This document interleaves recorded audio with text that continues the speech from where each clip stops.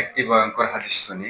হযরত হুযায়ফা রাদিয়াল্লাহু আনহু থেকে বর্ণিত, রাসূল আকরাম সাল্লাল্লাহু আলাইহি ওয়াসাল্লাম বলেন যে সত্তার হাতে আমার প্রাণ, আমার জীবন, তার শপথ। তোমরা অবশ্যই ন্যায় এবং সত্যের আদেশ দিবে এবং অসত্যের অন্যায়ের প্রতিরোধ করবে।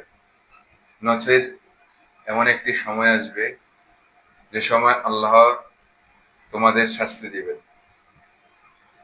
তখন তোমরা আল্লাহর কাছে দোয়া করবে, কিন্তু আল্লাহ তাআলা তোমাদের ডাকে সাড়া দিবেন না, অর্থাৎ দোয়া কবুল করবেন না। আমরা যদি আল্লাহ তাআলার যে আদেশগুলো আছে সেটি যদি মানুষদেরকে না পৌঁছায় এবং অন্যায় থেকে বাধা প্রদান যদি না করে, তাহলে আল্লাহ আমাদের উপর গজব নাযিল করবে। নাউযুবিল্লাহ। এই হাদিসটি ইমাম তিরমিজি রাহমাতুল্লাহ আলাইহি বলেন এটি হাসান হাদিস। তো আমরা যদি অন্যায়ের প্রতিবাদ এবং সত্য এবং ন্যায়ের আদেশ যদি না করি, তাহলে আল্লাহ তাআলা নাউযুবিল্লাহ আমাদের উপর গজব নাযিল করবেন।